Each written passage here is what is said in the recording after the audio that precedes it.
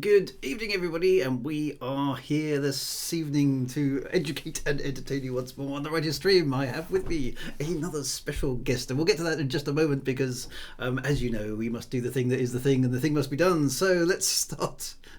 As we need to go on with the usual waffling. Who have we got in the chat tonight? We have Hababubu is here. Always good to see you, Hababubu. The Haunted Loaf is unfashionably early. Well, congratulations on that as well, Haunted Loaf. Arrakis is here, of course, fending off the invasion of the Harkonnens, which is good to see Arrakis in the chat before the Harkonnens, actually, so you can get your defences up in good time. That'll be excellent. Commander JR 1988 is in the chat, which is slightly curious, actually, but there we go. The Harkonnens are here. The reasons for that will become clear in a moment. The Harkonnens are here, ready to invade Arrakis. Kelly Baglar is here, who thinks again once more. Mad Monksoft is here. Wikipedia at the ready. Commander Dustdoll is here. Chris Viking is here. And Sean O'Connor is here as well. So welcome one and welcome all to the writing stream. It is Monday, it is Tuesday. We get to talk about writing stuff as per always, which is going to be good. So now I have a special guest for you, my friends, tonight. So welcome one and welcome all to Alan. And I'm just going to unmute him, otherwise he won't be able to say anything. Alan, are you there? Can you hear us? Greetings, everyone. Hello. Yay, it's working. Excellent. No background, says Sean. Well, it should be working. Are we there? Can you see the background? I can see us travelling through space, so I'm not quite sure what you're looking at. But anyway, Sean, never mind. It's good. Anyway, welcome, Alan. So now you're no stranger to this stream, are you, Alan? I think it's fair to say. No, probably not. I dabble. So Alan has been a member kind of with us on the Monday evening show for quite some time and has contributed much to the overall stream. But Alan, I mean, can you give us? Oh, Glenn has just arrived. Well, Glenn's actually not using he's not using his normal persona. So what's going on there, Glenn? That's very strange not to see Commander Terra Firma coming up. Or is that your, was that the brother? Hang on a minute, am I getting it wrong? I'm confused. We've got Glenn R. Frank now. I'm not sure which one's which. The green screen. Sorry, the green screen, Sean. Yeah, the green screen, I'm afraid, doesn't work when we're using Discord. Well, it probably does, but I haven't figured out what the settings are, so apologies for that. So Glenn's finally got rid of Terraform. Now there must be a story behind that, Glenn, but we'll come to that in a minute. There we go. Anyway, so Alan, for those of you who aren't aware who Alan is, would you like to give us a couple of minutes on Alan? Introduce yourself to the chat. Well, you would probably be more familiar with me under my handle on the streams as Commander JR 1988, and I've been chatting on there. That's the reason why I've been chatting on there. But yeah, outside of the streams, I'm a science fiction author. Been published for the last year or so, and I've avid gamer, and in my day job, parish administrator for my local church. Okay. Cool. That's basically me, really. Father of two. Father of two. What else do you want to know? That takes up a lot of time, doesn't it? Yeah. That takes a lot of time. A lot of time. That's excellent. And I see some cheeky Frontier Expo stuff on the back wall there as well. Oh, so, yeah. Bit of advertising there for Frontier. There we go. That much, which is good. So I mean, you've been.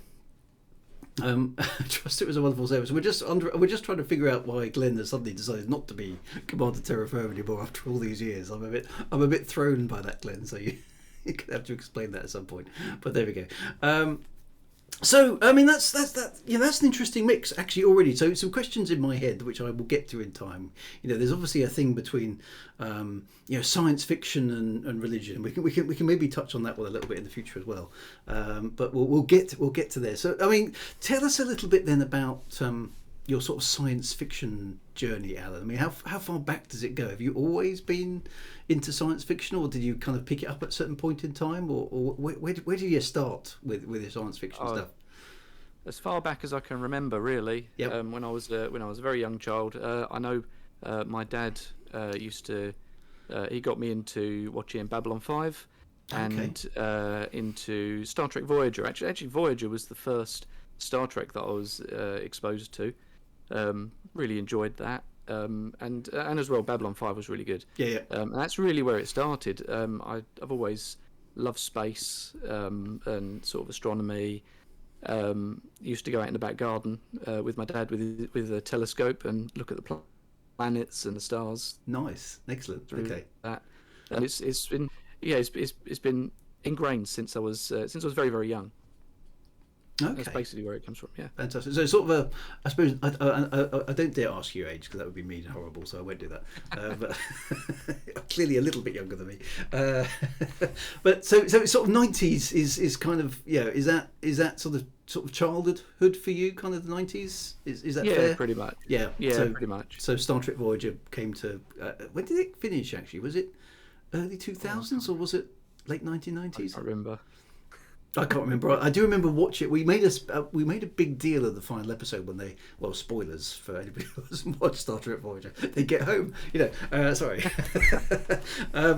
But it actually, I must admit, it was maligned a bit, but I actually rather liked Star Trek Voyager. I thought it was more like the original Star Trek than some of the in-between stuff. I must admit, I'm watching Deep Space Nine at the moment because I've never watched it before, and I think I'm nearing the end of that now, about season 6, and it's definitely got better because now there's some fighting going on with the Dominion and all that kind of good stuff. But I must admit, I much preferred Voyager because it was in a spaceship and it was going somewhere, or they were trying to get home and all that sort of stuff, which felt much more Star Trekky to me than being stuck on a space station. Okay, so Chris Viking has dug that up for us, and it's basically 2001 it ended. Was it that long ago? Wow. 2001. I can remember that. We had it on VHS, of course, back then, didn't we? Wow, God, that's a long time ago. Okay, so that's TV. And now Babylon 5. Now that was quite revolutionary at the time, wasn't it? Because it was less episodic than Star Trek. Whereas everything in Star Trek was wrapped up in 45 minutes. Even death or character destruction or ship being blown to pieces was mostly wrapped up in those sort of 45-minute episodes, wasn't it? Other than a few multi-part ones. Babylon 5 had those long sort of season arc sort of stories, which was quite unusual back then. So what was it about Babylon 5 that sort of grabbed you, I suppose, compared to Voyager? Oh, to be honest, I think I was a little bit too young to really appreciate the longer story arcs at the time. But it was really the depiction of space combat and things like that. More I hazard to say really accurate, but more accurate to science than say Star Wars, for instance. That, and I, looking back on it now, the visuals kind of look a bit ropey, but back then it looked really good. It was. I really enjoyed that. Yeah, I remember because what was it? The spaceship I remember though is just the Star. Is it the Star Fury? Was that the humans? It was sort of looked like an X-wing, but it wasn't an X-wing. Obviously, it was a Star Fury. Yeah, and they did do the 6 degrees of freedom stuff, didn't they? Where they would occasionally spin the ship around, and it would therefore be moving backwards and then firing at whatever was behind it without its engines kind of on, which was new, I think, exactly as you point out, new for a science fiction show, whereas it had always been planes in space, hadn't it, up until that point. So that's quite interesting. So I can see as a younger person that would be quite enthralling as a show. So that's sort of TV. Are there any films that particularly grabbed you, or? Oh yeah, Star Wars in particular. That was the really big one. Yep. So was that the original trilogy, or was that the? Yeah, the original trilogy first. Yeah, I did grow up kind of with the prequel trilogy, and I really enjoyed them. I still actually enjoy them to this. There'll always be the original trilogy will always be the cream of the crop, as it were, for Star Wars for me. Yeah. Okay, so Star Wars is in there. This is excellent. Okay, so we've got lots and lots of stuff in common, which is brilliant. So Star Wars. So is it the sort of? I mean, is it the sort of space combat-y, heroic-y, mankind against the evil powers kind of science fiction that you like, or are you is it the adventure? Is it the spaceships? What is it that's kind of fundamentally your favourite bit of science fiction? Oh yeah, I love a good spaceship. Yep. Really good love spaceship designs of any kind, really. But yeah, for me, it's a lot about the adventure. Something that drew me a lot to the Star Trek was more of the utopian kind of sci-fi. Right. I liked that optimistic vision of the future at that point, more so than more later, bleaker visions of the visions of the future. But, certainly got a lot worse. I like. Yeah, yeah. I do like me some optimistic sci-fi. Yeah. No, I think that's an interesting point because this, the original series and probably the next gen, I would say, were very, mankind has bettered itself. Look at us, aren't we wonderful? We're gonna take this utopian values out into the universe and show all the other aliens how it's to be done, which is perhaps a touch optimistic, but and then you compare it with a lot of modern sci-fi and it's very. I think we've talked about it on the stream before, haven't we? It's very dark and it's very gritty at times, which is quite nice for the realism. I think that recent shows like The Expanse, and a bit further back, the Re-Emergence Battlestar Galactica, there's definitely an emphasis on realism there in the spaceships and various other bits. But the actual kind of environment is dare I say it, worse than the sort of stuff that we experience now in some ways in terms of the way people are treated and the way people act towards each other. So can you cite a modern example of a utopian society that you think actually that science fiction franchise I wouldn't mind living in that one, or? Well, not sure. I mean, I do really like The Expanse. It's quite weak in terms of its vision of the future. I don't think really there's anything that springs to mind that's really. I can see Sean O'Connor there said about Farscape. I couldn't really get into Farscape, funny enough. I could never really get into that one. I think it might have had something to do with not being able to watch it more regularly than I probably could have done. And I remember Andromeda as well. That was. I think I got into that one a bit more than Farscape. But in terms of really optimistic stuff like Star Trek, not really sure, to be honest. No, I think it's been a lot of it's got that it's going through its dark and gritty phase, isn't it? On TV, TV and film at the moment. I suppose. I mean, I'm just trying to think of something else. Opinion of Farscape is now Farscape is one that I do remember watching the first time round and enjoying it. I must admit, I tried to watch it again, and something about it didn't quite work anymore, and I wasn't quite sure what that was.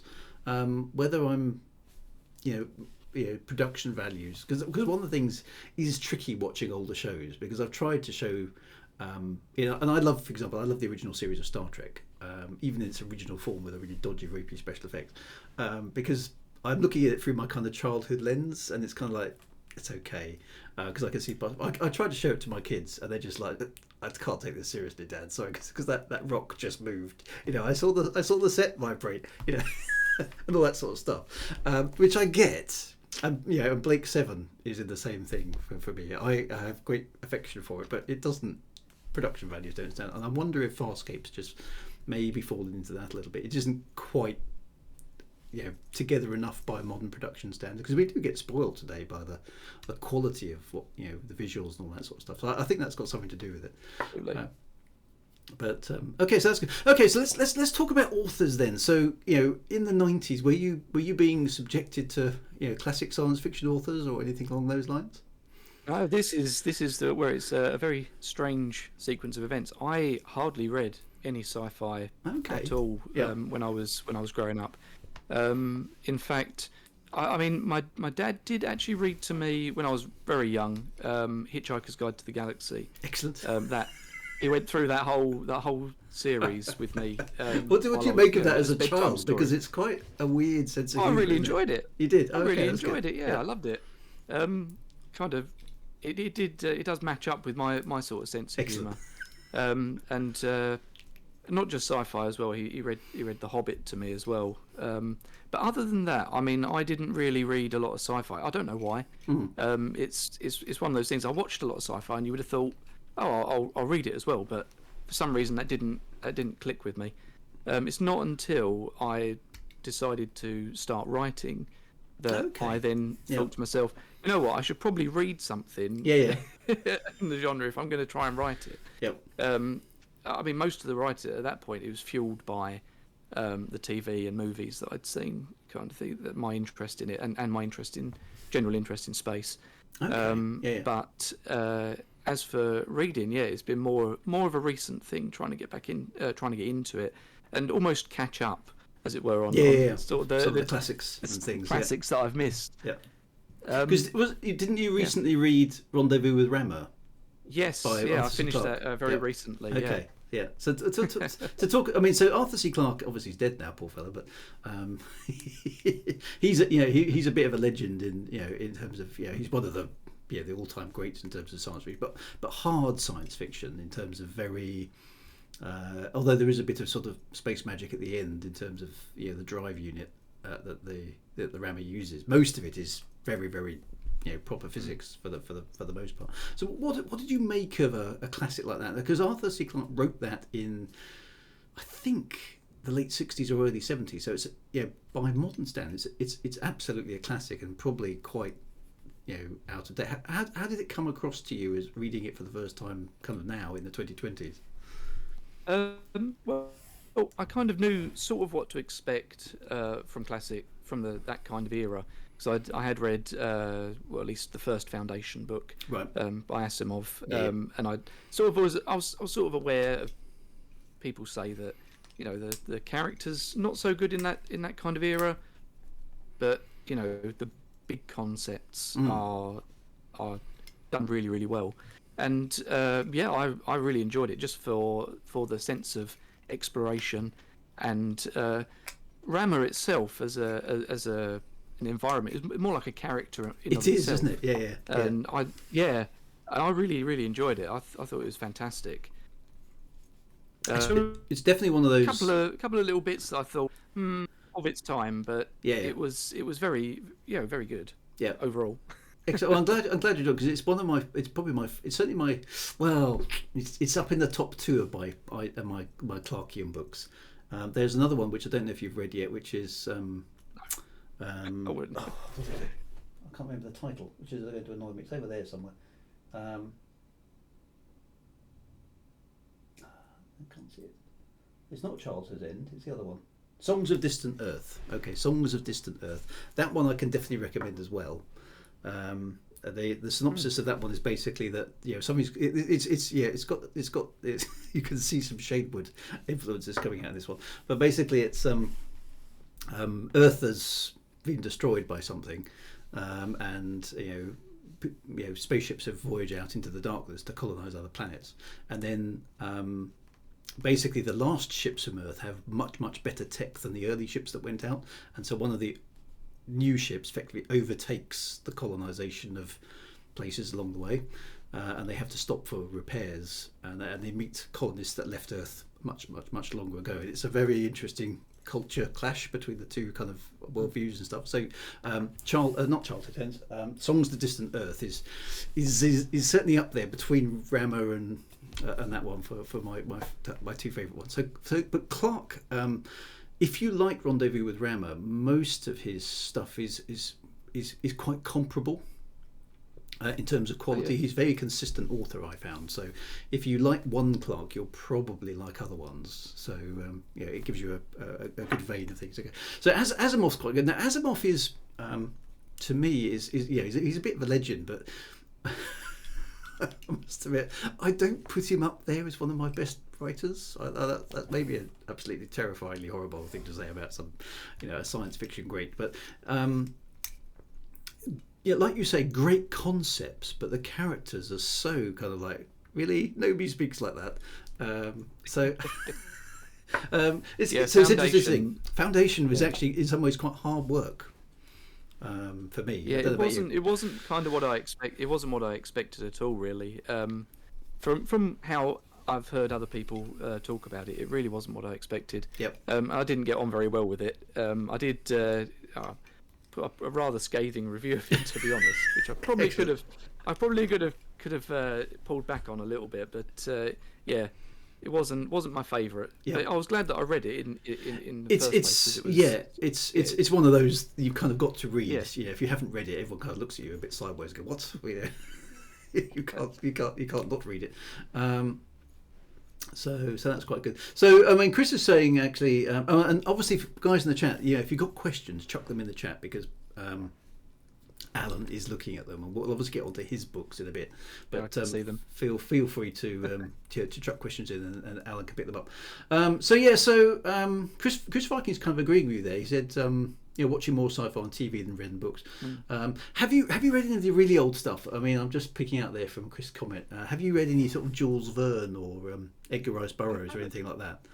I haven't read any Jules Verne, but I have. I've watched some of the films and things like that. One of my earliest memories, funny enough, is when I went to Disneyland Paris. Right. And there was a whole area, the kind of around the Space Mountain ride, which is all to do with From the Earth to the Moon and 20,000 Leagues Under the Sea. Excellent. And there's a lot of that kind of stuff around it, and I knew all of that from the movies that I'd seen, but no, I've not actually read them. I would like to. I think I would like to read 20,000 Leagues Under the Sea, to be honest. Yep. More so than From the Earth to the Moon. Yeah. So I mean, some of the stuff is inevitably dated by the relentless advance of technology over 150 years. You can't really get around that. And he did. Poor old Jules Verne. Judging him by modern standards is quite hard. The thing that's interesting is he's got that very kind of oldie English almost pre-empire kind of slant to it, which is a bit. When you're reading it nowadays, you kind of think that's not quite right, which is a bit weird. But I must admit, I read them as a child, or probably in my early teens, and I remember not being particularly fazed by it at the time. But nowadays, it seems quite of a different era to what it is now, which is quite good. So that's okay. So that's sort of science fiction. So you mentioned fantasy as well. So what sort of fantasy stuff have you been? Did you pick up in the 90s? I suppose. Magic Kingdom for Sale Sold. Was my, Terry Brooks. Terry Brooks. That was pretty much my earliest. I mean, I read all the kids stuff like the Goosebumps books, those kind of horror ones, and I've read the Harry Potter series. I really enjoyed it at the time. I enjoyed Harry Magic Potter. Kingdom but Magic Kingdom for Sale Sold was fantastic. I mean, it's only short, but I really loved that. I've only recently become aware that there's more of them. Oh, there's 6 books in that series. I must admit, I read the first 3 when they came out, because they came out really close to each other, and I didn't realise that 4, 5, and 6 had come out. So I recently got them off eBay. I finished them. My wife's currently working through them. She's quite enjoying them as well, because she's kind of dabbles in a bit of science fiction and fantasy herself. So actually, and Terry Brooks have you read the Shannara series by him? I haven't. Okay, so that's. I almost had the chance to read that, but because I had a whole series of that, but the whole series vanished from the house. It's a shame. At one point, when I thought, maybe I'd like to read it, they just weren't around. I can or taken to a charity shop. I can definitely recommend those as well, because if you're cruel. Which an awful lot of people were when you wrote them. They're a rip-off of Lord of the Rings, which is a bit mean. And I have some sympathy for Terry Brooks, because of course I've written a rip-off of Lord of the Rings as well, which I feel his pain. But he's very good, actually, I think, at conjuring a place and putting some people in it that you can remember. So I mean, Magic Kingdom for Sale Sold, of course, has got the main guy who's kind of a lawyer, which is quite fun.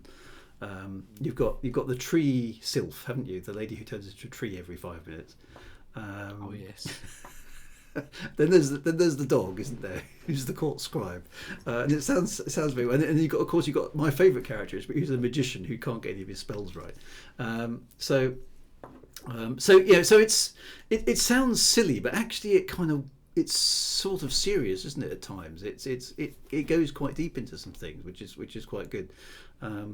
So no, I completely get that. And was it the characters that drew you into that story, or was it something else? Definitely, it's. I found it quite funny, and yeah, it was mainly the characters that were that They, drew me into it. they're very memorable. He writes characters well, Yeah, as Terry Brooks. Yeah, I quite remember. It does, yeah. And then what were the two? What they were? Oh, it was the Go Home Gnomes. That's right. Yeah, they were very, very good. I do like those. So yeah, so he It's a was. bit of a shame. My copy of that disappeared. Oh, you should. I found them all on eBay for like about $2.99. So it's worth if you can get on eBay and just snaffle them. They do crop up occasionally. So there we go. Glenn's just chucked you a question, so I shall defer to that. Go for it. What prompted or inspired the themes and plot of your ongoing saga? Ah, well, We'll get to that in a minute. so It's ready to go. yeah, I think there's yeah. I mean, I don't know how much to go into with that at the moment, but yeah, a lot of when I started writing was based on stories that I had sort of made up as a child, basically in my own mind, or what I was playing at my nan's house with some toys or whatever. Yeah. And it kind of evolved into the stories that I've been writing today. I mean, it's matured with me, of course, but yeah, they all sort of trace their roots back to, I don't know, when I was about 8 years old or something. So is it? I mean, that sounds quite similar to me, because in the '70s, I remember being dropped off at my aunt's house, and obviously my mum and my dad were used to me flying around the room holding a spaceship game, yeah, all this sort of stuff, which is what I used to do when I was 7. I still do now, actually, but but you know, I remember my aunt being shocked that I was making these. Why is he making such strange noises? You know. It's a spaceship. Is it? What's a spaceship? Why is he playing with a spaceship? She did not understand it at all. She was quite freaked out by my behaviour. Thankfully, I was left to my own devices. You were okay, were you? Okay. Quite a lot. Yeah. Yes. Actually, I did have. I think I used to make lots of things out of styrofoam and little bottle caps and things like that. And my granddad gave me this strange shaped bit of styrofoam that I thought, that looks like a control console that I'd seen on Star Trek or something. And so I glued some bottle caps to it and stuck bits of paper to it, and that was it. Fantastic. It was my kind of command chair. So all the imagination was sort of being triggered by shapes and things like that. That's quite cool, because I remember making an Enterprise out of, you know, some wooden saucers that I found and some sticks and some tubes for the engines and stuff like that. Yeah, before Mattel came along and actually provided science fiction models and things. Mad Monks of so Lego. Did you play with Lego? Is that a thing? Oh yeah. Made spaceships out of Lego as well. Lego spaceships, awesome. Yeah. No, I definitely do that as well. So that's interesting. So it's interesting, actually. It's almost like a bit of an obsession. There's obviously something clearly a little bit awry with our brains. It's all spaceships, you know. I must admit, I remember, what was the film, the Lego movie, when they had the spaceship guy. The little guy with the little cracked helmet. I thought, I've got that guy exactly like that, and he just went spaceship, and I thought that's so good, because that is just me. So that's quite funny. And it's interesting, a number of science fiction authors I've spoken to have the same sort of things about making things and enjoying the actual process, I suppose, of how a spaceship kind of goes together and what its component parts are. You know, I must admit, I was talking the other day on one of my streams about the word nacelle, which of course is the cowling in which the engines sit on Star Trek, and some of the technicalities. And of course, a lot of people go, well, hang on, it's a make-believe spaceship. How can there be any technicalities? But the idea that it's got different systems for different things, you know, so the shields were there to protect the ship, and the warp drive is very fast, but you can't maneuver with it, and the impulse drive is very slow, but you can maneuver with it, and you know, then there's the life support and the auxiliary power, and you know, you can divert power from this thing to this thing. All those little technicalities make the ship into a bit of a character itself, don't they? Oh, absolutely, yeah. So I like all that sort of stuff, and I've reading your stuff, and we'll get onto that a little bit. I can sense that there's some of that kind of love of spaceships, if you like, is kind of there, which is really good. Chris Viking has also played with Lego and made spaceships. Good times, yeah, that's quite good. Sean O'Connor says, despite being in my 60s, I seem to have the Saturn V and the shuttle on my shelf here in the studio, all in Lego. Excellent. That's good. I've got the shuttle as well. Oh, you've got the shuttle as well. Got that around Christmas time. That was fantastic. That was really good for when because me and my practically whole family had COVID at that point, and it was good to just be able to sit there and just build make something. Shuttle. Yeah. So and sometimes they have articulated bits, which is even better, isn't it? Which is really, really good. I like all that sort of stuff. So you mentioned that the Hobbit was read to you. Did you go into Lord of the Rings and things like that, or? I tried to. I have tried 3 times in my lifetime to read The Lord of the Rings and failed miserably. I don't know. I can't remember exactly when it was that I stopped.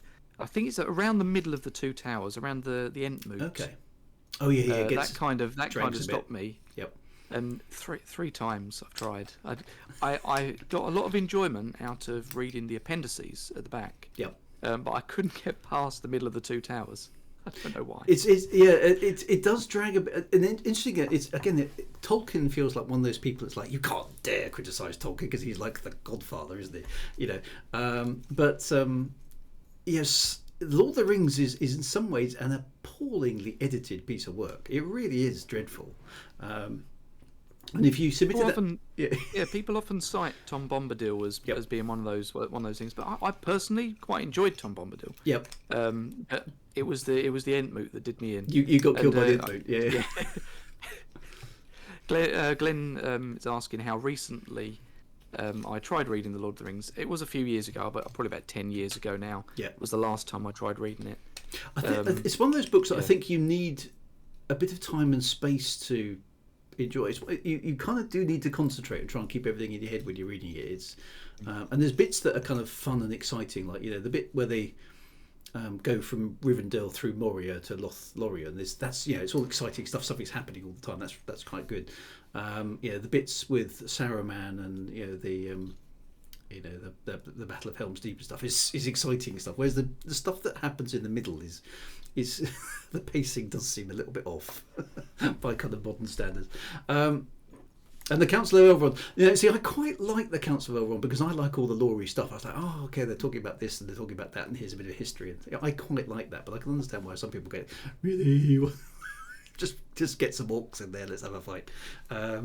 So I can get that. It's very interesting.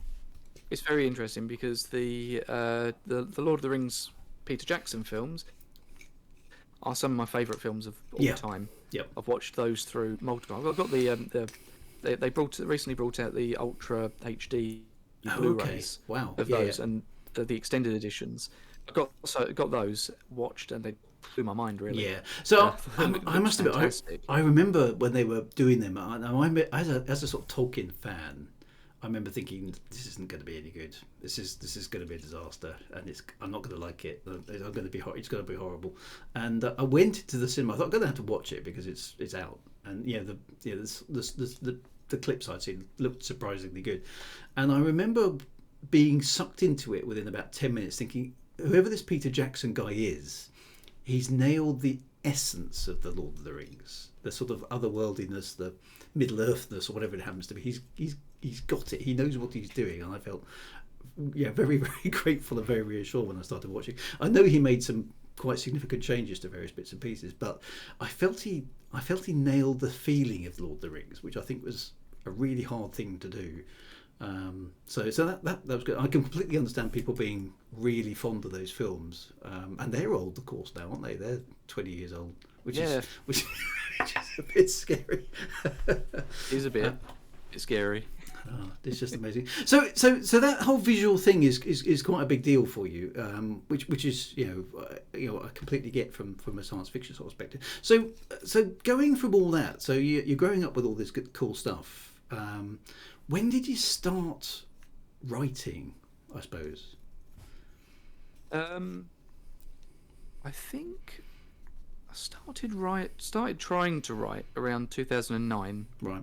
That's I kept having these ideas from childhood just going round and round in my mind over and over again. I couldn't get rid of them. Yeah. So I decided. At first, I thought to myself, you know what, I'm gonna write. I'm gonna make a web comic or something like. Because I enjoy drawing as well. Do a lot of kind of artwork. But I couldn't write. I couldn't get past the first kind of page of that. Yep. Because I was like, oh no, you know, I got to the middle of the first page and I realised, you know what, I'm going to have to draw this entire thing, and it really just drained me. Yeah, I can and then understand I that, thought to actually. myself, Yeah. you know what, the easier thing to do, I'll write it, I'll make a book, and I couldn't get past the first chapter. I just Okay. Yep. yeah. I spent a long time planning and making spreadsheets, and I made timelines. I made ship registries because it was going to be this huge kind of space opera thing like Star Trek, and you know, and then I ended up just shelving the whole thing. I So thought, it's you know going to be what, like this is 20 failed project. 20 pages of book and 100 pages of appendices. Yeah. So I shelved the whole thing, and it wasn't until about 10 years later actually that I picked it up again. Thanks to a certain man in a black hat, I Excellent. I picked it up again. So was that bouncing? And, was that bouncing off this stream then? That you kind of. no, actually, Where was that then? that was bouncing off of Premonition. That was coming Okay. off of the events surrounding Elite Premonition. Right. I at that point I'd never read Reclamation,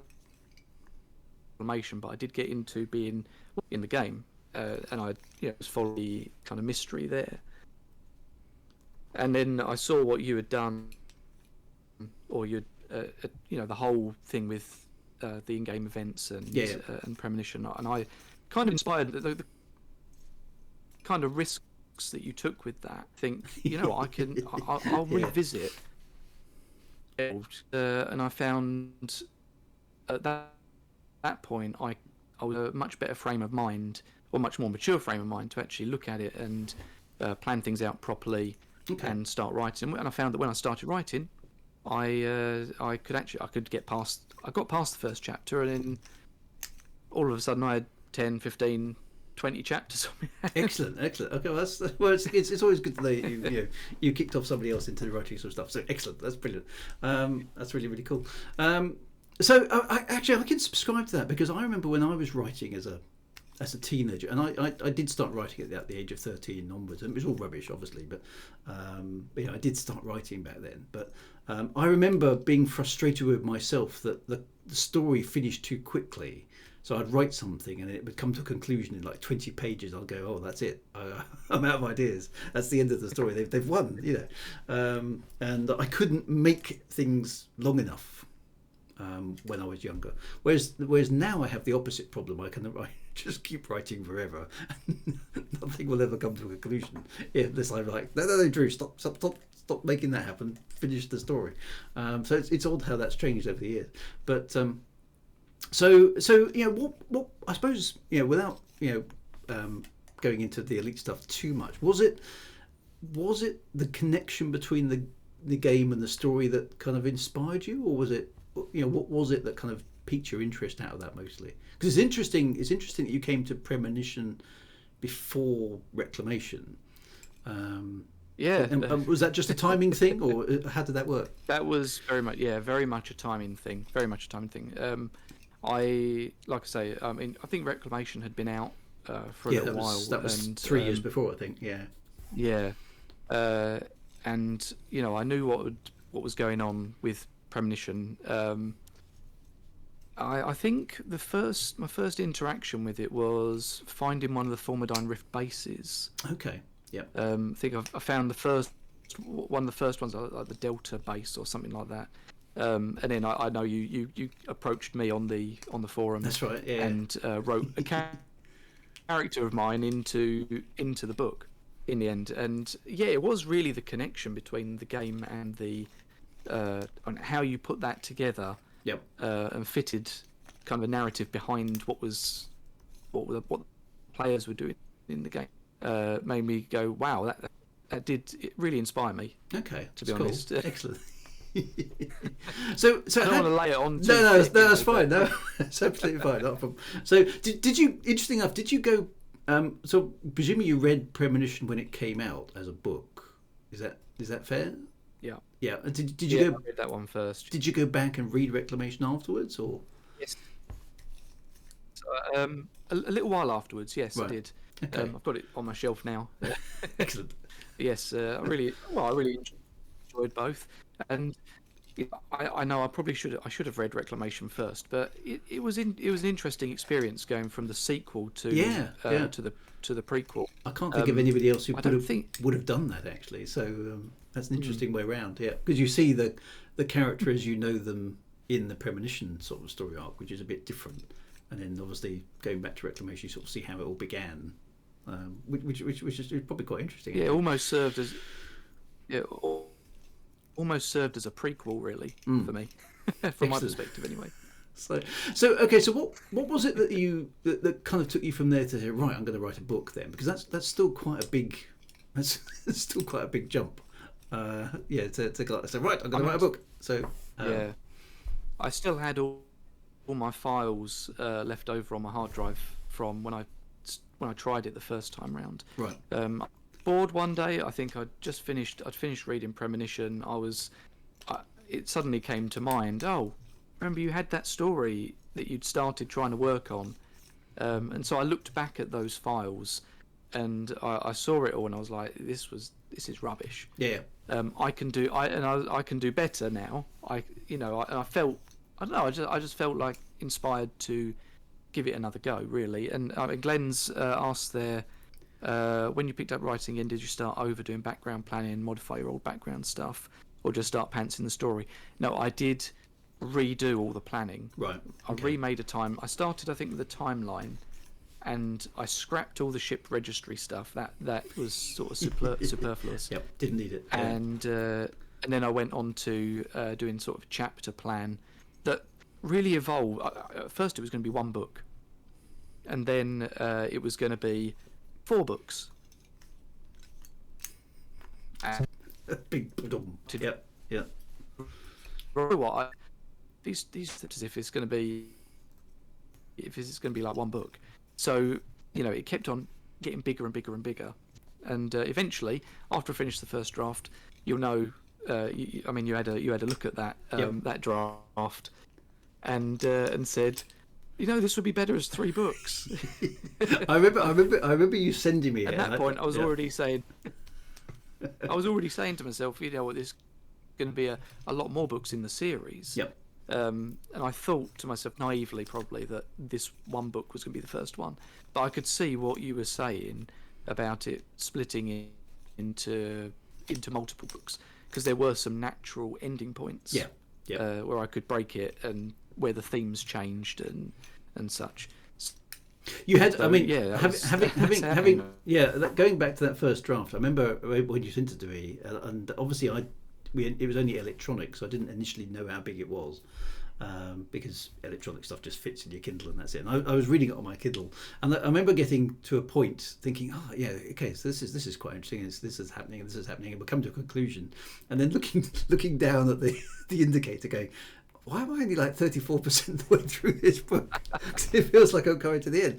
And I was like, whoa, he's put a lot of stuff in here. So I do remember my kind of key thing back to you was, Alan, I think you've written about 3 books. Which was good. And also, you had, it started off with quite a, it almost had a Clarkian feel to it. The first part of it, where you've got a strange object being detected. Trying not to do any spoilers. A strange object has been detected, and there's we need to investigate the strange object, and it's been observed, and we're trying to figure out what it's doing and how it's reacting, and various other bits of it. And then it starts exhibiting some strange behaviour, which obviously piques people's interest and all that kind of stuff. That felt quite Clarkian, and it's interesting that you hadn't read Rendezvous with Rammer at that point, because it reminded me of Rendezvous with Rammer even though I knew you hadn't read Rendezvous with Rama. So the question I wanted to ask was, what did it feel like to you reading Rendezvous with Rama, having already written what you'd written at the beginning of From the Grave of the Gods? Because did you feel that a little bit kind of like, oh, this is a bit spooky? Yeah, that was very strange, I have to admit. Very, very strange. I was fascinated by the by the similarities, actually, because those first three chapters that I ended up sort of scrapping, and not entirely scrapping, but sort of feeding Tweaking. into where the book now starts. That was very similar to the beginning of Rendezvous with Rama. Yep. And I was like, wow, that was a complete coincidence.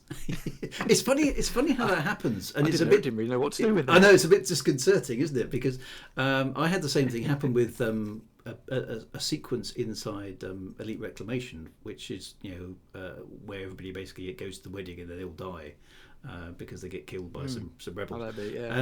And I wrote that about 3 weeks before the Red Wedding scene came out in Game of Thrones, where everybody goes to a wedding and they all get killed. I remember thinking, nobody's ever going to believe that I didn't just rip off J.R.R. Martin. But I didn't. I genuinely didn't. And it was frustrating because I thought, what do I do? I can't change it because it's right for the scene. I've planned it that way. But it was frustrating. But I suppose it's inevitable that, in science fiction or stroke fantasy genres, that you're just sometimes going to come up with the same great idea, aren't you? So I mean, I take it in two ways, to be honest. First of all, I mean, it's a good case study for why authors should probably read widely around the subject, so that's they don't a really good point. inadvertently copy what's come before. Yep. But on the other hand, I've been struggling for quite a long time to think of comparative titles, and I know, when you're marketing, you're like, oh, if you like this book, you'll like this book, kind of thing. Yep. And I had nothing. I've got nothing like that for mine, because I'm not widely enough read. Now I've read Rendezvous with Rama. I go, here you go. Well, it's easy yeah. after a sense, anyway. Well, and I think that's really good because I mean, Rendezvous with Rama is a very recognisable, and I've very much felt, oh, this is totally Rendezvous with Rama type feel. I was initially a little bit worried that you had kind of, not quite channeled Clark perhaps, but something like that had gone on. But the fact that you came up with the idea independently is really good, and absolutely you should stick with it. But no one's going to believe me. that is the problem, isn't it? Sometimes, but I mean, the good thing is it doesn't go that way. It's not a rip off of Rendezvous with Rama by any stretch of the imagination. It's just got early on. It's got some similarities which are coincidental, which is a thing. Now I've actively tried to be similar in style to some of my favourites. I'm particularly, and I don't know if you've read any of her stuff because she's dead as well, but Anne McCaffrey's work. No, I've not read any of Anne McCaffrey. I've got on my Amazon wish list. I've got the first Pern book sitting there, ready and waiting for me to. So when you read, when you get Dragonflight, which is the first one, you will go, I see where a lot of Drew's stuff has come from, because you'll go. So basically, in Dragonflight, obviously there's dragons. There's a civilization that's gone backwards from some strange colonization event in the past. Where's that come from? And young orphan girl suddenly becomes really, really important to the plot. So you can kind of see a lot of Shanewood inspiration from the Anne McCaffrey stuff. She goes a completely different way to where I went in terms of the Shanewood, but there's very, very strong things like that, and I don't think that's bad. Particularly, there's a massive gap. I mean, Anne McCaffrey is by no means a contemporary of me. I mean, she's dead. Arthur C. Clarke is dead. All those people wrote their good stuff in the 60s, right? That's how old that stuff is. So I don't think it's a problem being inspired by them, as long as you just don't blatantly copy them. You can basically say, I like that style of story, or I want to take that kind of vibe and I want to reuse it. Some people will say there aren't any new stories, you're just regurgitating old stuff. I think you could always bring something new. But I thought what you did with this, and it's worth just, there it is, From the Grave of the Gods, Excellent book. Thoroughly recommended it. Actually, I don't know. Is mine showing up backwards on the screen? It probably is. I Actually, don't know. I've got mine. Mine seems to be showing up backwards. So. Oh yeah, maybe it's just to us. Or one of us is wrong. I don't know. Anyway, From the Grave of the Gods by Alan K. Dell. Very, very good book, so I can thoroughly recommend it. Mine's is backwards. Okay, I think that's probably because I'm channeling my Discord thing directly into the Twitch stream, and I can't invert it, so I'm backwards. But there we go. Alan's is correct. So when you show you the books, Alan, we'll get you to do it. So there you go, fantastic. So so it's got a sort of masterclass sci-fi feel to it, but it's got lots of other themes in it as well. So to take us through your sort of how would you break down the themes in From the Grave of the Gods? Well, I mean, I started with it started really with the idea of what if humanity suddenly discovered alien technology, and not necessarily. It didn't originally start out in the sense of what if an alien spaceship came along and such, but just the idea. I think I was reading a lot about the Alcubierre drive at that point, and one of the main arguments against building that kind of a device that I saw was that we would need to already have access to it in order to make it. I didn't quite understand what they meant by that, but that was one of the things they were getting at, and suddenly that kind of put something in my mind of, well, what if there was some, alien technology that we discovered that did enable us to make that kind of thing, and try and explore how that would affect our development as a species, how it would the culture shock, affect perhaps, our culture shock, exactly. And that's basically where I started from with that. I did want to move towards this optimistic sci-fi, almost optimistic space opera kind of feel a little bit later on in the series. But for the real starting point, it was, what if we discovered, that was the main thing, what if we discovered alien technology, and how would that affect us? And it's interesting in the short term. Yeah, because there's obviously a technological element to that, but there's a societal element as well. We're not alone in the universe is a big fundamental question that has suddenly been answered in your book, and how does humanity react to that? Is that a question that sort of you obsess about in real life a bit?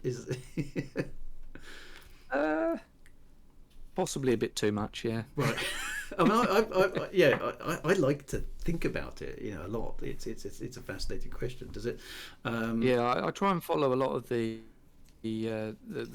I try to nowadays try not to make myself get too carried away with the kind of fringe theories that are coming about, but I do kind of look into that kind of stuff, like how the progress of fusion power is going, for instance, and was following a bit about Harold White and what he's doing, trying to bring drive. The Alcubierre drive. Yeah. Oh, the M. He had the M drive as well. I didn't fall for the M drive, but I know he's doing a lot about the kind of warp drive, and with Alcubierre's theories as well. Yeah. And that's sort of, I kind of keep an eye on that kind of stuff, not just because of ideas for my books. That's one reason. Yeah, sure. But just because I find it fascinating, really. Yeah, I mean, and those theories, I suppose, are as close as the real world currently gets to having a operational warp drive that would allow us to go boldly where no one's gone before, of course. But so they are interesting. I mean, do you think what do you think would happen to us as humanity if we did suddenly have incontrovertible proof that we weren't alone in the universe? Do you think it would be a massive world-changing event, or do you think people will go meh and back to social media? What do you think would happen? I'd like to think that it would be a world-changing event in the positive, but I do think a lot of people would just go, doesn't affect me. Yeah, it doesn't affect my day-to-day life. Doesn't help me get the shopping, doesn't help me pay the bills. I mean, I have encountered that kind of attitude. I think in terms of to scientific discoveries. Yeah, yeah. I can get really excited about what's happening with the James Webb Space Telescope, or all the other kind of space launches, the DART mission, for instance. Yeah. And a lot of people that I know just go, What's the point? don't care. Don't care. Yeah, it's because I remember thinking, maybe I'm less naive now than I was. I remember when I was younger thinking, well, if we ever do discover life beyond Earth, that's it. Yeah, the entire world will unify, and it'll be one glorious Earth, and we'll go, yes, it's time to pull together, and at last we've got purpose to our existence, kind of thing. And then I've realised as I've got older that's fairly unlikely to happen. And one of the things that I tried to explore that I'm trying to explore in my series is this idea of I don't know if you're aware of what happened in the past with kind of the uncontacted kind of tribes of little island nations and things, when they were contacted by the British Empire or any other kind of civilization, Yep. or more advanced civilization. It kind of gave rise to this unintentional kind of cults and things where people would almost worship the people who brought them this new technology and new resources and things. And so I kind of wanted to explore that in the cargo cults, as Glenn says. I kind of wanted to explore that a little bit as well. So you'll have people who don't care. You'll have people who who see it as the way that we can better ourselves, better humanity. Yep. In an actual positive sense. And then you'll have the people who go completely. These aliens are clearly gods. Clearly, basically. yeah, that's right. Yeah, so They're it's clearly clearly gods. Yeah.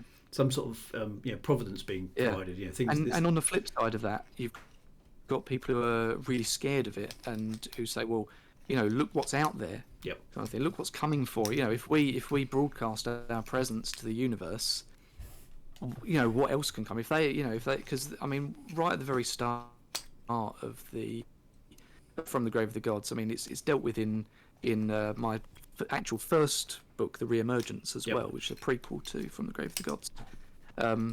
It's found that the actual alien ship of the series is a warship. Yeah. And so immediately you've got these kind of red flags of, they weren't okay. Maybe they weren't here for they weren't here for us. They weren't aware of our presence. But if they had have been aware of our presence, it would have gone really, really badly. What would they have done? Would it have gone really badly? Yeah, exactly. Yep.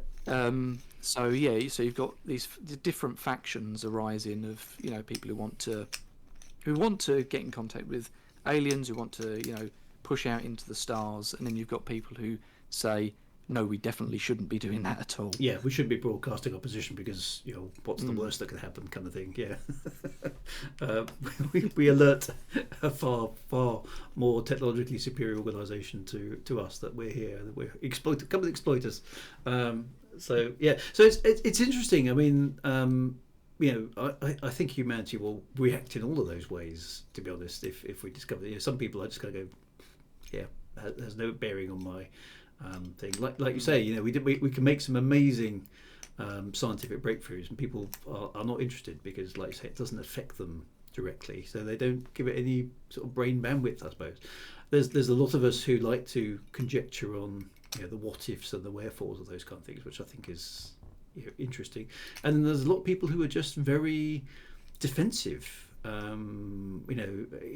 idea of there being something out there, well, burn it with fire. It's kind of that sort of reaction, isn't it? It must be destroyed then. It's a little bit. I don't know if you got that far in the Hitchhiker stuff which I'm trying to remember which book it is now. It's been a long time. It's not so long. It's the one before So Long and Thanks for All the Fish. I'm just trying to the one where they're basically the people of cricket, and they live on a planet that's inside a dust cloud and they can't see the galaxy, and so they eventually build a spaceship and fly out of their planet because there is no night sky, effectively. It's just pitch black. There's no stars visible, and then they fly out through the dust cloud and see the galaxy there in all its glory. They basically say, nope, it's got to go. That's their reaction. And then basically they set about trying to obliterate the rest of the galaxy. Which is The main thing that I remember from Hitchhikers, what was it? It's the entity that Arthur Dent keeps on killing by accident. And eventually he catches up with him, and he's in the form of this sort of insectoid. That's right, yeah. Monster. Really sharp teeth that keeps getting You keep killing me. That's right. Yeah. And then the particular irony on that one I really, really liked was that this entity decides that this time I'm not coming back. I'm not going to get bored again because Arthur Dent keeps killing me, and he gets brought back into existence as a bowl of petunias. 3,000 kilometers above the planet, and just says, "Oh no, not again." No, not again. Yeah, so that brilliant. I mean, brilliant comedic writing, really, really good, absolute genius. So some really good themes there. So is that would you say that was a message in your book that you're putting across, or is it just something that really interests you as a subject to write about? Yeah, it's something that interests me a lot, to be honest. I'm not trying to necessarily put a message, any message across. I don't particularly want to be preachy about anything in particular. I mean, I'd like to reflect the world as it is.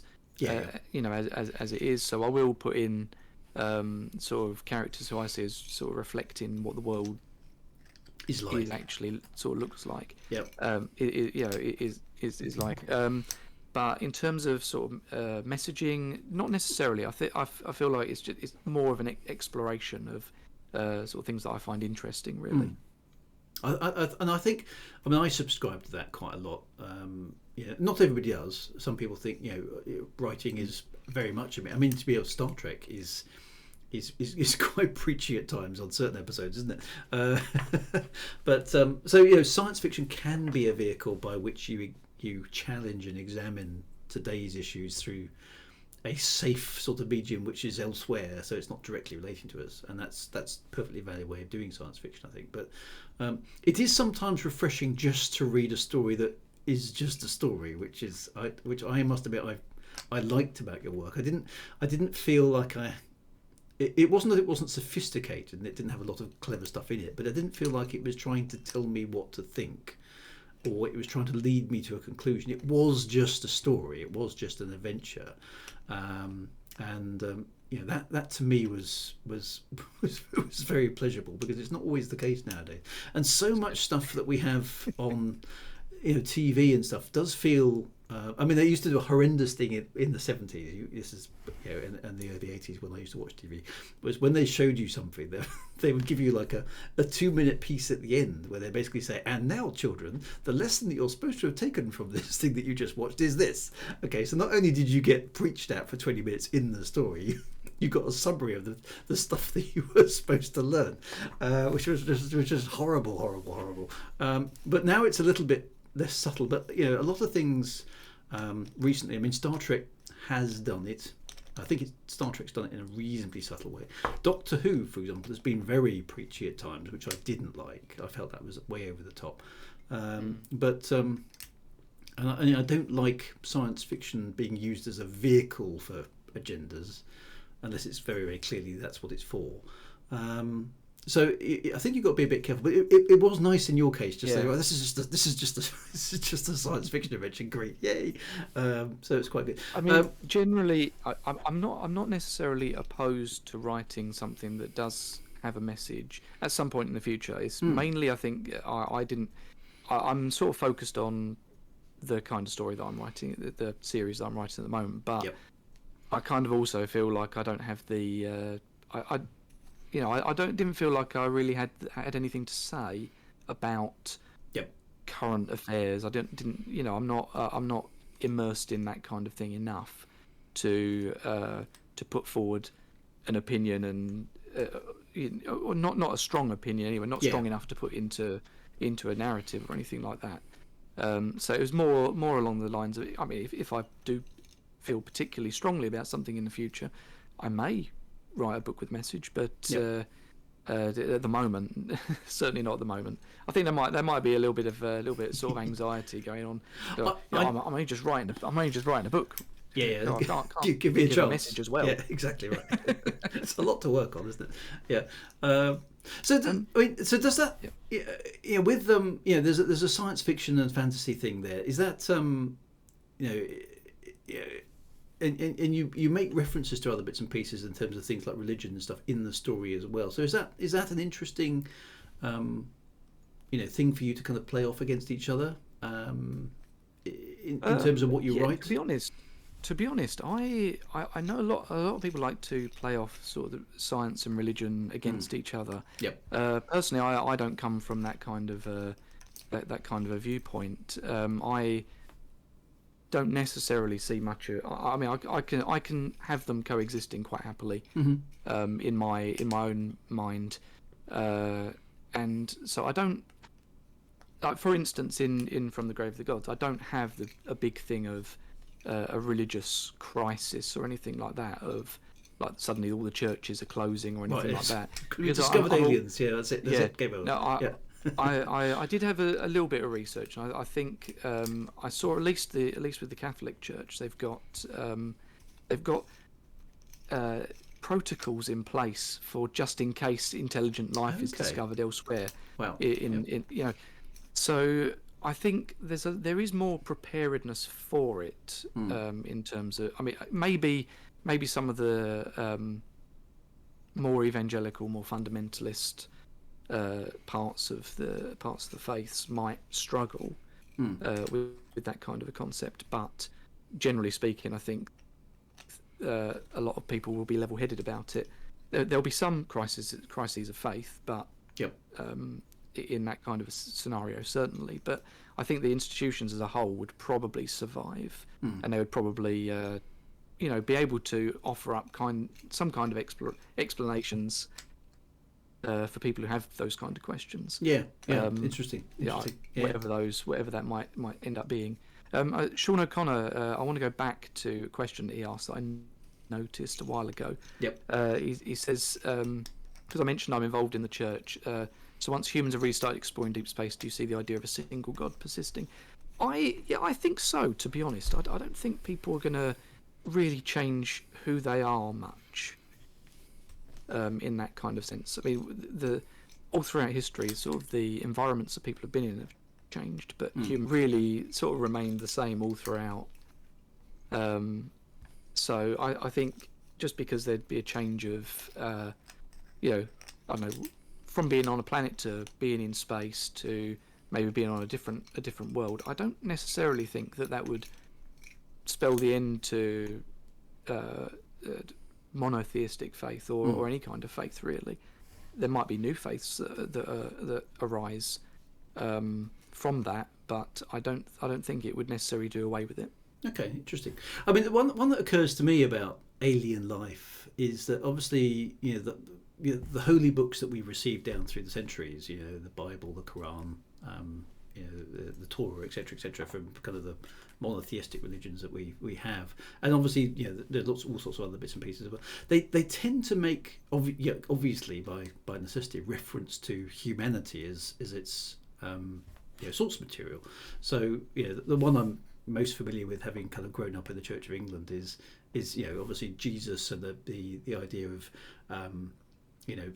sacrifice for the forgiveness of sins, which is part and parcel of what that happens, and that's concerned with humanity. And I wonder how the Catholic Church or the Protestant Church or the Church of England or the evangelical groups would, if we had, I don't know, let's take Alpha Centauri just for sake of argument. There's a race of intelligent beings on Alpha Centauri, and we get in contact with them. How would they, would they have a Jesus of their own, or would our Jesus be sufficient for them? Or how do you think churches would start to take their beliefs and map them across to an alien civilization? That's a very interesting question. Something that I've thought about, but I don't really have a satisfactory answer to for myself. To be honest, I don't have one either. Yeah. It just occurred to me as a kind of like, okay, well, how would you expand? It would certainly be very very interesting to see how that would play out. I think there would certainly be some really horrendous viewpoints coming across from that, as we've seen from how the church can treat other people. I make no apologies. No apologies. I make no excuses. That some horrible things have been done, and I think that there certainly would be some really horrendous kind of they're not or possibly dismissive of the intelligence of those other aliens. But I think there'd also probably be some people who'd say the one Jesus for us covers the universe, everything. Kind of thing. which is it covers basically. So to be honest, I don't really know. I haven't looked into it that far. I just know that that there's some kind of, I don't know exactly what it was, from a Catholic standpoint anyway. I'm not personally Catholic. I go to Church of England. And I'm not. I did put a little bit in the book about inviting aliens along to a bring and share lunch or something like that, because that's kind of how I see. Come and talk to us the about Church of England. Come and talk to us and bring some food. Bring some food. That's kind of my experience. That's very much my experience with the Church of England as well. I think they're pretty accommodating on those kind of things. So the church leader I had as a back in the 80s. Well, I went to church really, fairly regularly as a child, actually, because my parents took me along, and at least my mum did, and I remember one of the sort of standing jokes was how many Church of England vicars does it take to change a light bulb? And the answer was change. It was just I kind of get the vibe now. Which was I think a bit tongue in cheek but quite light-hearted. But it's just an interesting thing. I mean, I interesting enough, when we look at science fiction, we see even in some of the humorous stuff. I'm thinking of the Orville, which sort of jumps to mind at the moment. They've got an alien race there who do have a religion. They believe in the god Avis, which obviously is a play on words, which they spoof up quite a bit in the thing. But behind it, lots and lots of the aliens that are portrayed in science fiction have religion as a central reason. It's not always a religion that's analogous to ours. I mean, you take the Klingons from Star Trek; they believe in an afterlife in Sto-Vo-Kor, don't they? And they have to die as warriors, otherwise they don't cross the bridge into the afterlife. So there's that whole religious, not necessarily analogous to human religious, but oh, there you go. So take us through that. Take us through your thinking in that regard. I'm going to tell you, I have actually done a bit something like that. This Re-Emergence is much more space opera-y than From the Grave of the Gods. I was writing it around the same time that I was writing. For some reason, I had this idea of writing a companion piece.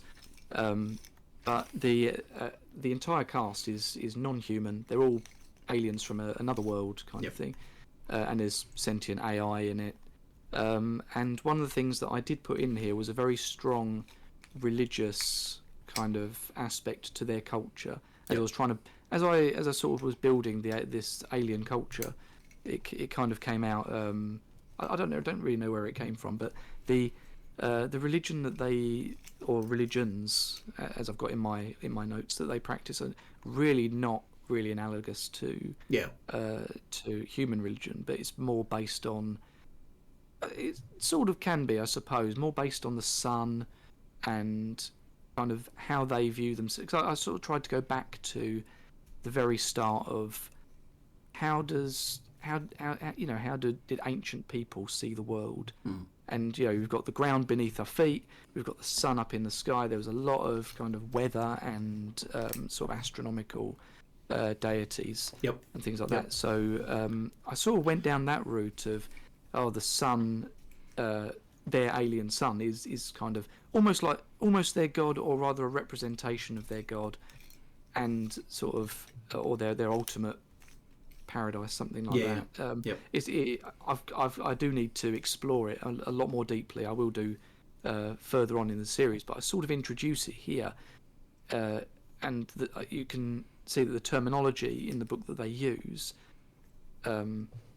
is more, is quite similar to how we would use sort of religious terminology nowadays for ordinary things. Yep. So I don't know, oh my god, kind of thing, kind of exclamations like that. Yep. And put in those kind of things. Like, what the hell are you doing, kind of thing. It'd be like, what in the I think I called it Hills of Imicor or something like that. Yeah. Something like that. Yeah. So I did go quite heavy on these aliens have got a strong religious background to them, and there are a lot of different religions in that world. Yep. But I really only focus on. I guess I really only feature one of them particularly in the book at the moment, but it will as the series goes roll on. Yeah, it's interesting because I've tended in my stuff to sort of assume. I've got a bit of a bias, I suppose, in favour of science over religion. But that's just me, and that probably comes across in my stuff as well. Because I tend to, probably a little bit unfairly paint religion as the bad guy. But that tends to be my sort of default, which I suppose I'm getting a bit predictable at. So I should really spin that around in future novels. Obviously, I in the Shadewood stuff, I picked up on a religion which is based around a sun god, effectively, which is quite a common theme in religions that come across on the earth, so it's quite safe territory. But what I had, I suppose, is at the heart of it, I'd put misinterpreted science or myth and legend that had got lost as the fundamental building block upon which the religion had been constructed, but because it actually worked in the sense that when they did stuff, it happened according to their holy text. The religion was, you couldn't argue with it because it works. You cross us, we kill you by the power of our minds, and that by the power of power of the power of Lakai. And if you don't do what Lakai tells you, bad stuff happens. And look what happened. Bad stuff happened. So clearly we were right. So it was a sort of self-reinforcing religion, which was why I try to portray it in a realistic fashion. To say this is why it's so powerful, because it gets results. There's no arguing with it, because whatever the priestesses say comes true. I've got a sort of like a you're saying about misinterpreted science. I've kind of got this thing where there's the system that these aliens are in is a binary star system. It's a K-type star, and it's got a Y-type brown dwarf binary partner that's like 100,000 light seconds away. Yep. Sorry, I still use light seconds from I know. I much Elite Dangerous. Much prefer, I love light seconds. I don't really like astronomical units. Oddly enough, but, the previous Elite games all used astronomical units, so that's why it's kind of like, why are they using light seconds on the edge? But you get used to certain measurements after a time, don't you? Yeah. But this, this race species is sort of billions of years old. But even now, they've still got this superstition of they can't go anywhere near this brown dwarf because it represents to them sort of like the underworld. Okay. And it's almost like a Bermuda Triangle for them.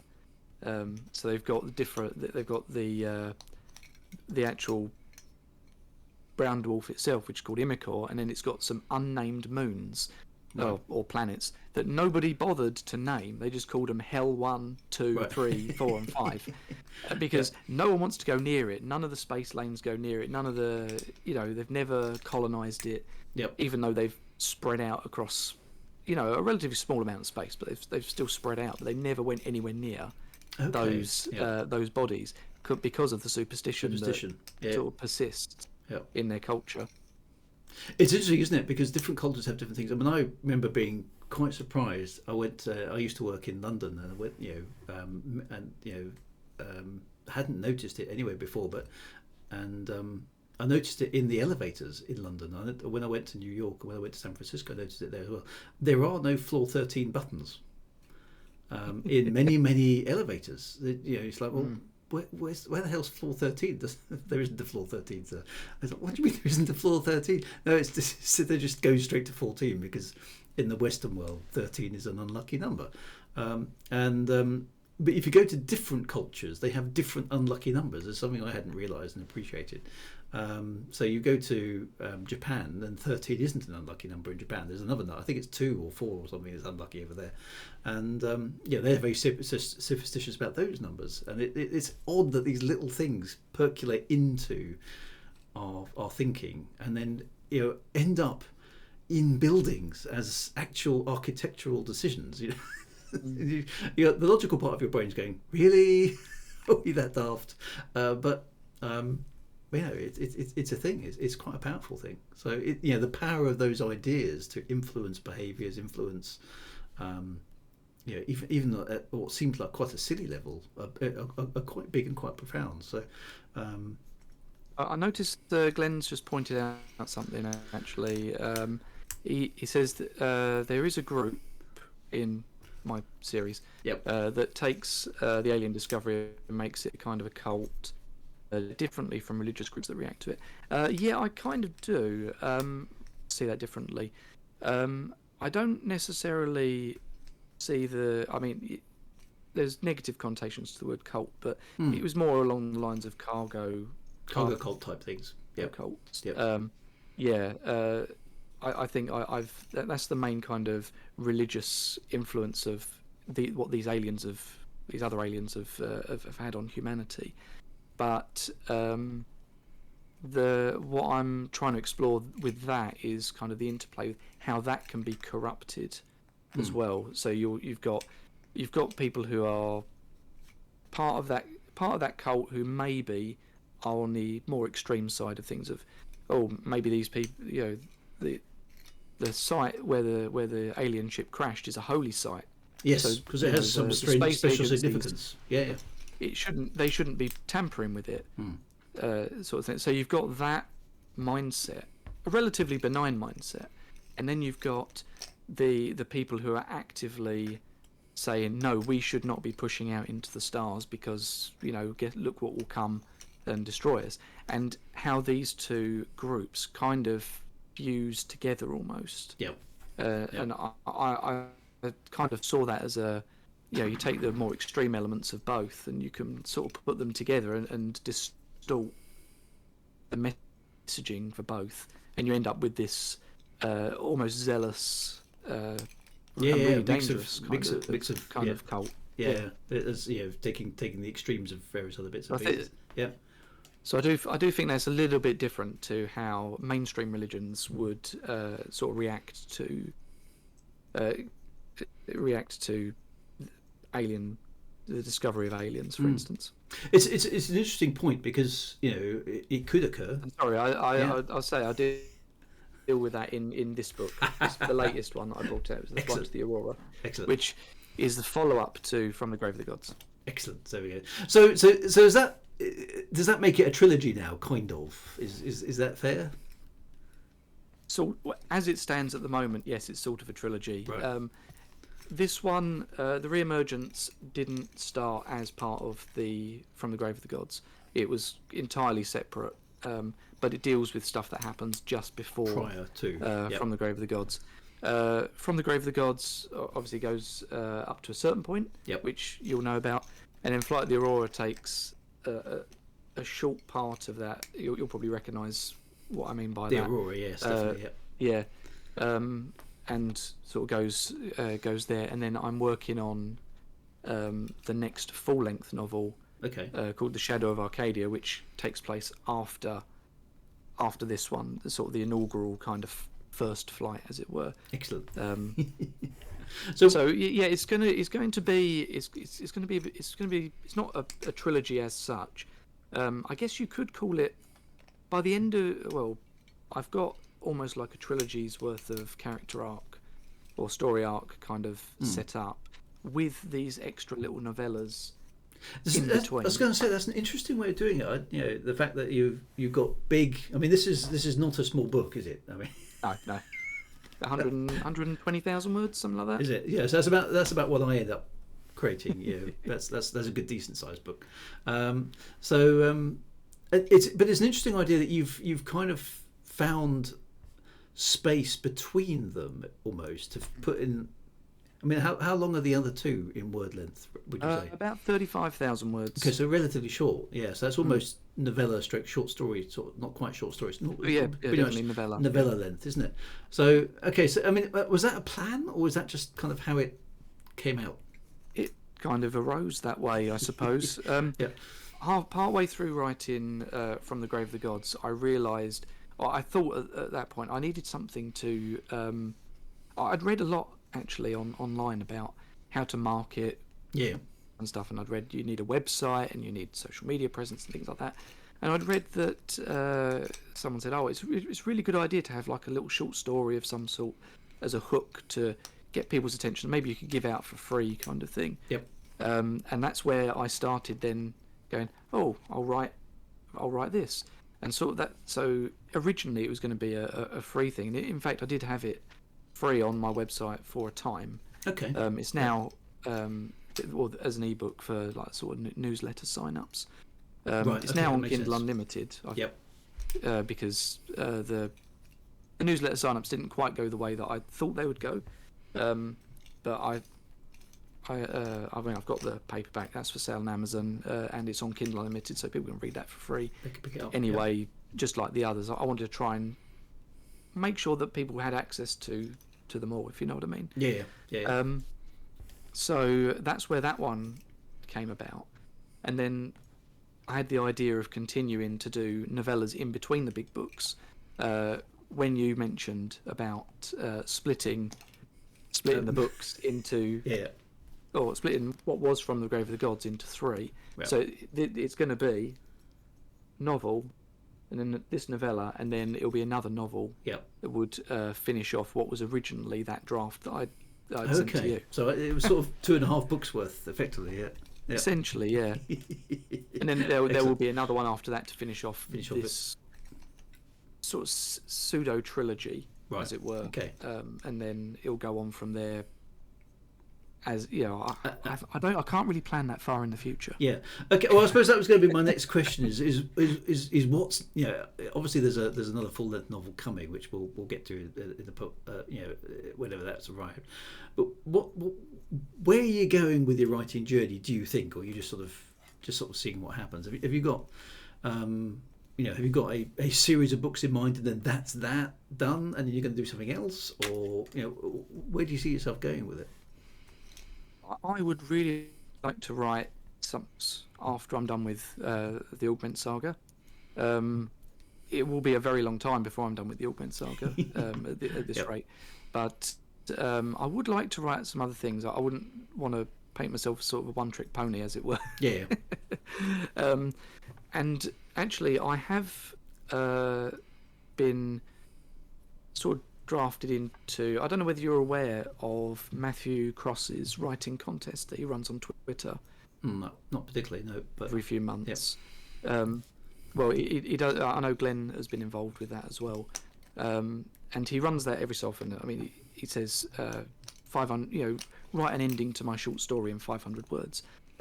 His last one, I ended up winning that. Okay, well done. Yeah. And yeah, that was a big surprise actually. But he's now invited me to contribute to his series of short stories that that him and some other authors are putting together. It's been sort of an ongoing thing on his website, and I'm sort of looking through that at the moment. Yep. So that will be one thing that I'm doing, be concurrent with the main novels and things. But it will all be set in his universe, or the universe that they've collaboratively built. Okay. So that's a really good opportunity. I'm excited about that. Joining for some other authors and stuff. Yeah, that's good fun. Yeah. Okay, that's quite an interesting thing. So, I mean, do you know what would success then look like for you as as a writer? Do you see yourself as a bestseller, or do you see getting taken up as a movie, or is it just being filthy rich and retiring? What's what's the nirvana as in terms of being a writer? All of the above. All of the above, right? Excellent. No. Just to be honest, I would be. At first, I thought of success as I can get people to read these books. Mm. Anyone really, I could get some people to read them, and that was. It still kind of blows my mind whenever I get a sale pop up on or any page reads pop up. I'm really excited. I'm like, yes, someone's read my stuff. Yeah. And I think at the moment, I think what I'd really like as a long-term thing is putting on the financial side of things is to sort of break even. Yes, because it's not. It does take a bit of money easy to do, doesn't it? Yeah, and it's not easy. No, I mean that is very much a thing. It's the the financial reward for the effort put in is not a very good equation, is it? So that's interesting. Yeah. Okay. So that's a sort of, I suppose, an immediate goal. Glenn asks whether I'm going to put a novella between all the novels in my series. It looks almost that way, at least for this current story arc that I'm working on. It kind of looks that way that I'll be doing that. So there will be another novella that I want to carry on with the characters that I introduced in this. Okay. The non-human characters. I really, really enjoyed writing, and it was more space opera, more high tech.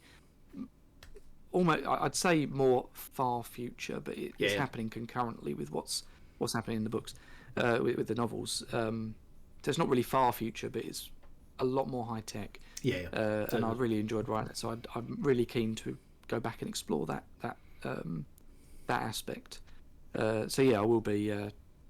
At least there'll be at least one other novella coming. Excellent. So that's an interesting way of pulling out aspects that you're interested in and putting those in between the main big stories. That's quite cool. Quite like that. Sean asks whether I'd like to see my work made into a film. I would both love and dread that in equal measure, I think. Yep. I'm a bit of a control freak. I don't think I could give over the reins that easily. I mean, that's one of the main reasons why I've chosen to self-publish my work. Okay, I was going to ask you about the publishing thing. Yeah. Okay. Yeah. Sorry, I'll let you ask. No, that's fine. No, keep going. There was no natural question to come up at this point, so that's fine. Yeah, far away. Yeah, no, I did decide. It was a decision I had to make whether to try and query and get agents and things like that, or whether to self-publish. And I read that there's not a lot of control that goes on with sort of the covers, the titles, that kind of thing, depending on who picks up the book. Yep. And I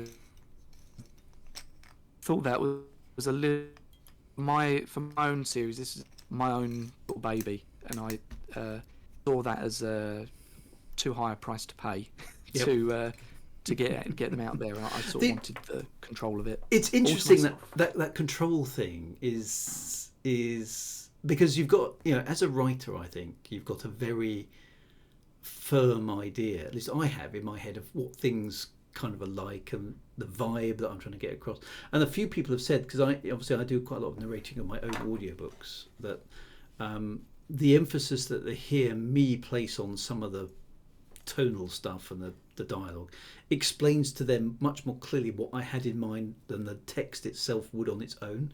And if another actor took those, not that I'm an actor, but if another person took those lines and read them, even if they were dramatising them, they wouldn't be the same as what I had done and what I kind of intended necessarily.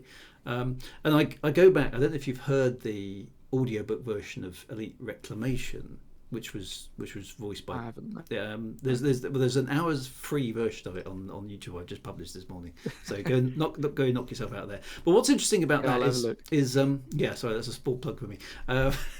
It's free, so it's fine. But what was interesting about that is when I listened to it, I thought, this is amazing. I mean, it's really well produced. They did a fantastic job of it. The audio team who did it. And Toby Longworth is an actor of great repute. He had some stuff on Doctor Who and Star Wars. So he's a bit of a legend. But what was interesting to me as the writer was, I wouldn't have done it that way. he's given it it's not wrong, but it's not how I would have done it. And the experience of listening to the audiobook, therefore, is actually, to me, quite different from the experience of reading the same thing in text form. So the medium has changed the story a bit, and somebody else's input, bringing their own characterization to the characters, has changed what I created in a good way. Actually, there's absolutely nothing wrong with it. It's very, very good, but it's not what I would have done. And your point about the film is, and Sean is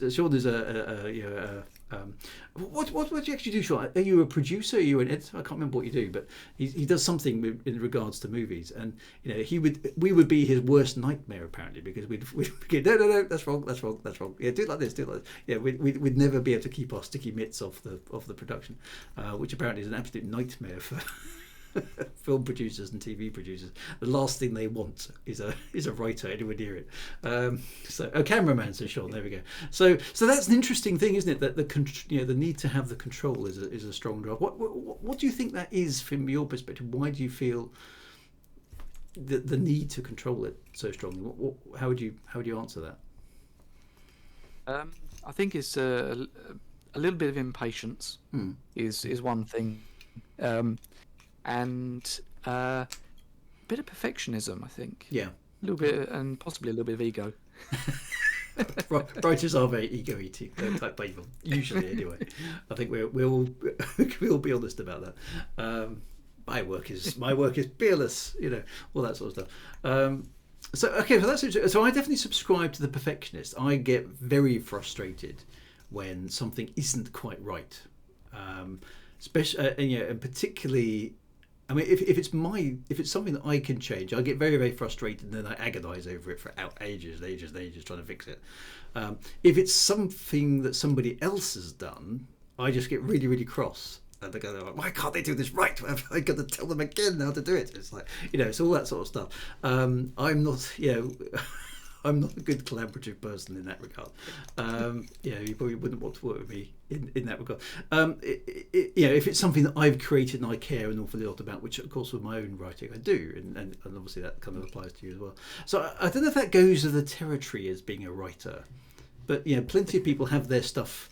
I mean, interesting. Going back to the beginning of this conversation, Terry Brooks, the Sword of Shannara. Or the Shannara Chronicles was put on TV, if you've read the Shannara books and then watched the TV, you'll go, "What? This bears no resemblance to the books whatsoever."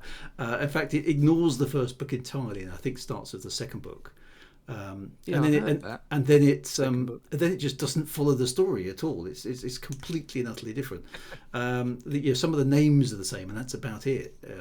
It's very, very different. It's got some of the same themes, but it's very, very, very different. None of the dialogue is preserved, and all that sort of stuff. So it's basically, the Shannara Chronicles on TV is loosely based on the, and I don't think Terry Brooks had a great deal to do with it. I don't know, but now he reportedly basically said, "Yeah, I'm fine with it."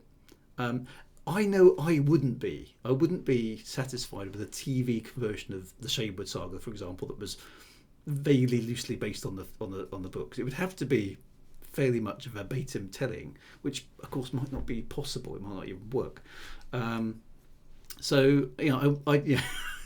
It's interesting, those different extremes. Just saying. Taking Terry Brooks as an example, he seemed quite happy that his books were adapted into TV. I mean, maybe he just made a vast amount of money and went, "Yay, job done." But I don't know. It depends on what his motivation was. But it's interesting to know that you and I would probably go, "No, it's got to be perfect. It's got to be exactly right." And Sean Connor says they are titled as based upon.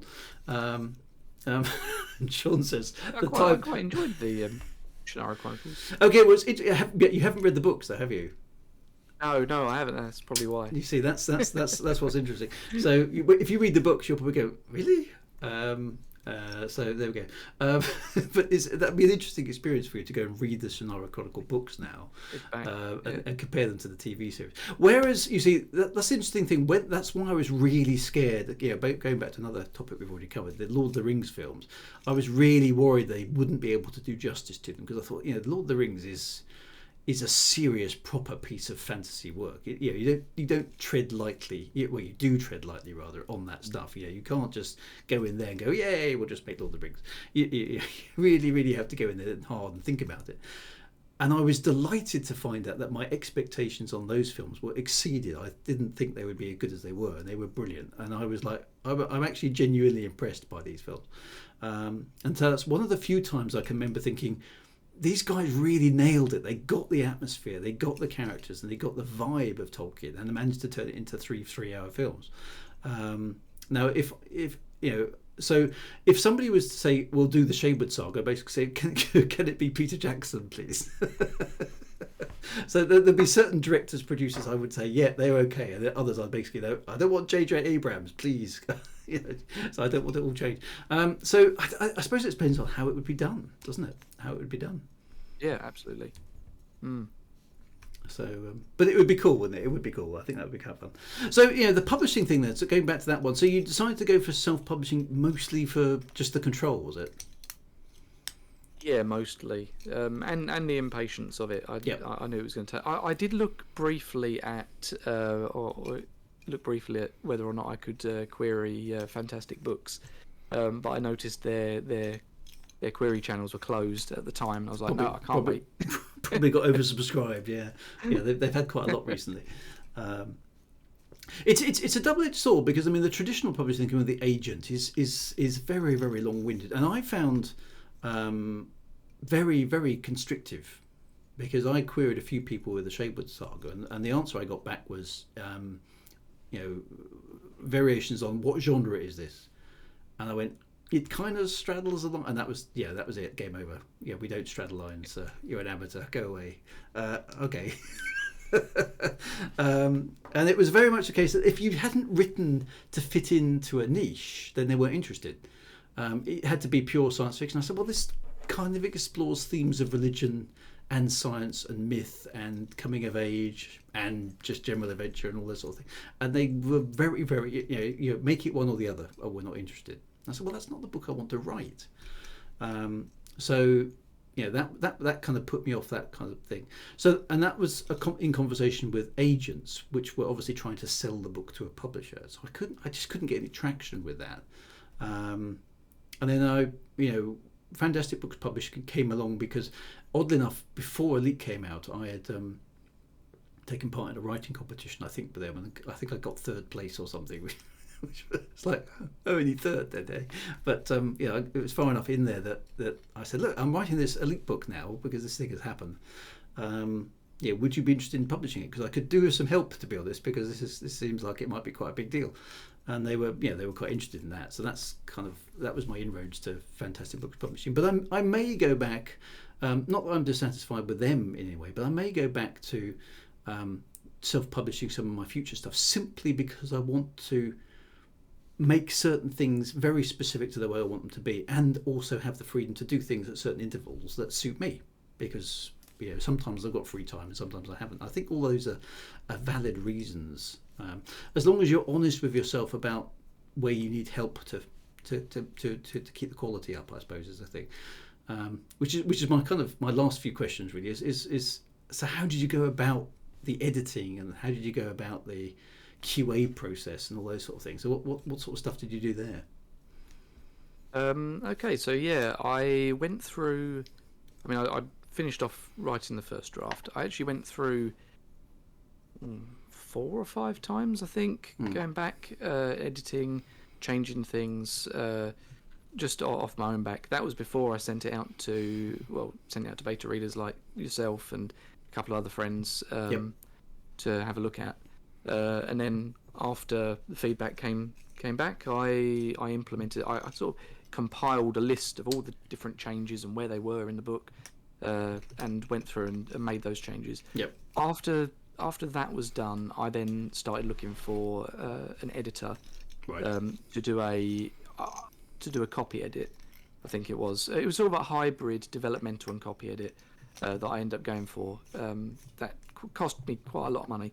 Yeah, it's not a cheap thing, is it? Yeah, not a cheap thing at all. No, that took a long time to come back. Actually, I was a little bit confused because I'd seen people saying, "Oh, timelines of like a month at the most," kind of thing. This took 6 months. Wow. To come back from the editor. Yep. And so I was kind of a little bit behind where I wanted to be publishing wise by the time that I released it in the November. But yeah, that was very, very helpful for that. That was only for the novel. Yep. From the Grave of the Gods. That was incredibly helpful, very insightful as well on how to, how to structure sentences. What kind of things I'd done consistently wrong with my sentences, if you know what I mean. And pointed out a few things. There was a few things that I disagreed with. There was some kind of terminology issues that I had to not push back on, but I had to sort of say that doesn't really apply. I think there was because of a particular but that I used what I'd learned from editing from the Grave of the Gods to go back and then self-edit the both novellas. Yep. I thought those are a bit more manageable. They're a lot shorter. And I could apply that. I could say it a little, I suppose, as well, doing it that way. But yeah, I did go through with all of them. I did go through the whole multiple drafts, sending out to beta readers, having it come back, implementing feedback, and then as a final edit, went through using what I'd learned from the editing from the Grave of the Gods. To do those two novellas as well. So I must admit, I find a similar process. I mean, I go through multiple drafts myself, and I've gone through a professional editor a number of times, every single book so far. And what I have noticed, and it might be blowing the own trumpet a little bit here, is that the amount of editorial input I've required each time has got less and less and less, because I'm kind of going, oh yeah, I always do that. I need to fix that before I give it to the editor. I mean, I'm a terrible adverb person, so I put he said quietly or she whispered softly, and it's like I've got to zap all these adverbs out of the and I know when I'm doing my first draft it's full of all sorts of rubbish like that. I'm a terrible person at point of view as well, which I've lectured people on this chat about many times in terms of their work, in terms of making sure that you only describe things that the characters in your scene can actually see. I'm very, very bad at that in my first draft, and I know this is a weakness of my writing, so I've kind of now get in my head, right, okay, so edit number one is get rid of all the adverbs and check all the POV, because I know it'll be appalling in my first draft, and I need to go and sort it out. So I have become terrified. I've learned to become terrified of adverbs. It's a thing, isn't it? That editors really don't like adverbs. They're not in vogue. They haven't been in vogue for a long time. Whether or not.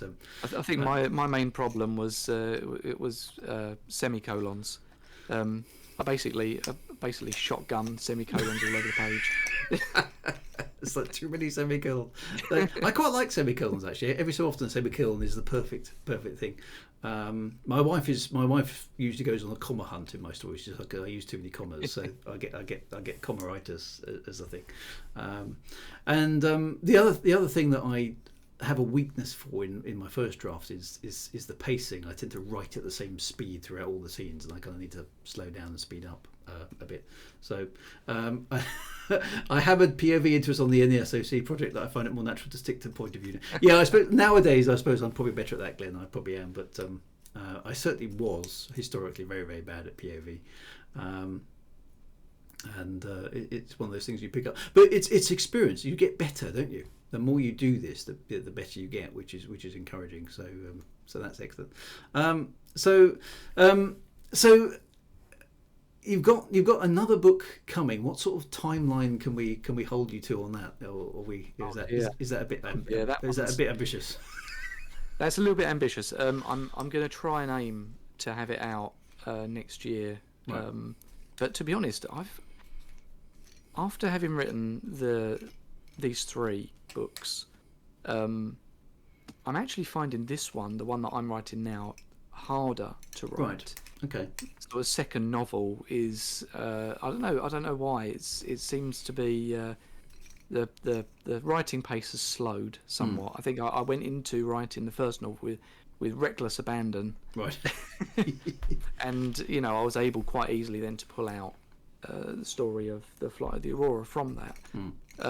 But this one, it required, because it was sort of the last part of that book, or what the original first draft was.